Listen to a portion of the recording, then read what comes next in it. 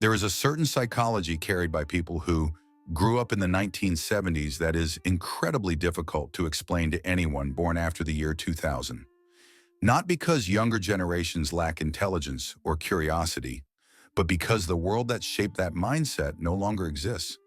It wasn't just a different decade, it was a completely different relationship with time, danger, responsibility, and self-reliance. The 1970s produced a generation shaped by silence, freedom, uncertainty, and a level of independence that would be considered neglect by today's standards. And yet, those very conditions forged a mindset that still quietly influences how they think, how they argue, how they love, how they trust, and how they survive. They grew up in a world with almost no supervision.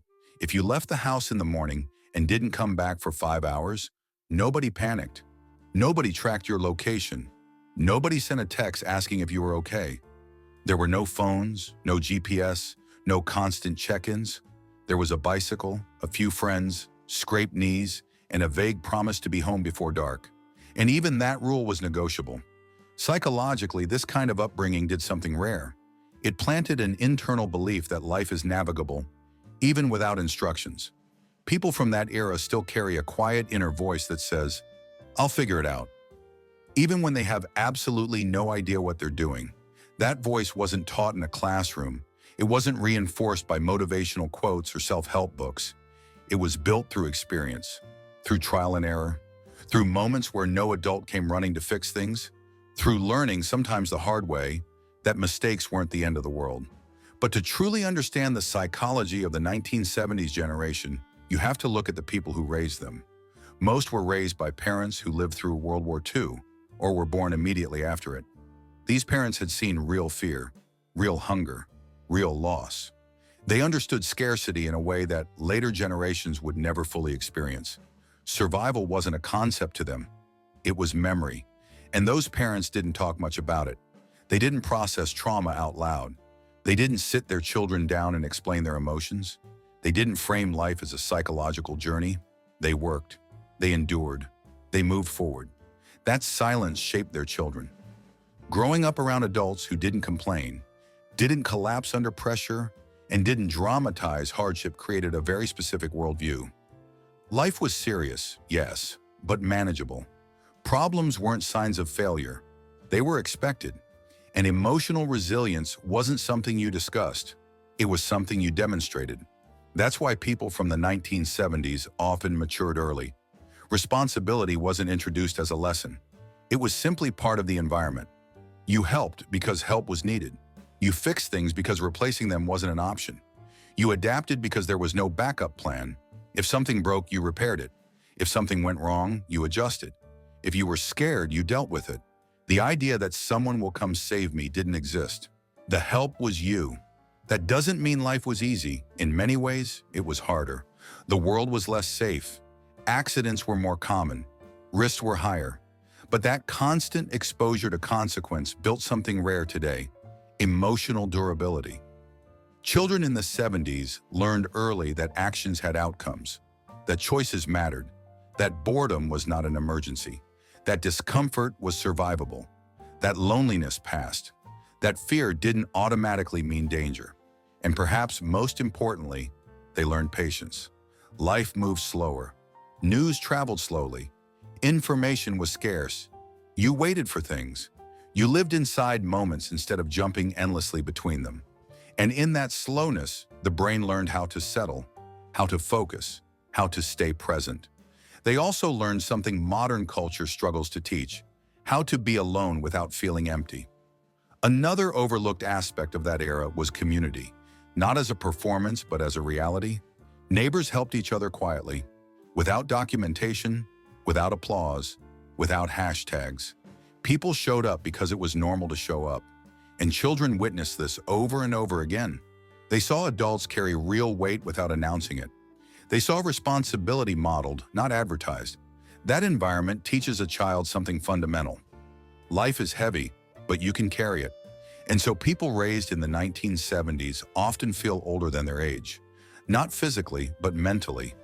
Their maturity didn't come from theory, it came from exposure, from watching real life unfold up close, without filters, without constant entertainment, without distraction. There is something almost poetic about this generation. They were the bridge, one foot planted firmly in the old world, where everything was slower, rawer, more tangible, and one foot stepping into the new world, where everything became fast, loud, digital, and abstract. They remember life before the internet, before screens, before constant noise, but they also lived long enough to watch technology reshape reality itself. They adapted without being defined by it. That's why conversations with people from that era often feel different. They're grounded. They listen more than they speak. They aren't trying to perform intelligence or win invisible competitions. Their confidence isn't loud, it's settled. It comes from knowing they've already survived things they never talk about. But now, let's look at the generation born after the 2000. This generation entered a world already humming with technology. Phones, tablets, notifications, algorithms, constant stimulation from the very beginning. Many learned to swipe before they learned to write. Their brains were introduced to endless input before they had a chance to develop silence. And the psychological cost of that is becoming clearer every year. This generation is not weak. They are intelligent, creative, empathetic, and globally aware. They understand complexity in ways older generations never had to, but they are also mentally exhausted. Their brains have been running at full speed since childhood. They absorb more information in a single day than someone in the 1970s might have encountered in an entire week. News, opinions, images, comparisons, expectations. It never stops. There is no natural pause, no quiet. Even when they are resting, they are scrolling. And scrolling is not rest. Social media gives them connection, but it also quietly trains them to compare themselves constantly. Without realizing it, they measure their lives against curated highlights. They feel behind even when they are progressing. They feel inadequate even when they are capable. Their attention fractures quickly, not because they lack discipline, but because their environment has trained their brain to expect constant novelty. The nervous system never fully powers down. It's always bracing for the next alert, and that creates a new kind of fatigue. Not physical exhaustion, but cognitive and emotional burnout. This generation carries pressures older generations never faced. Global awareness from childhood, economic instability, social expectations amplified by visibility, identity formation under constant observation.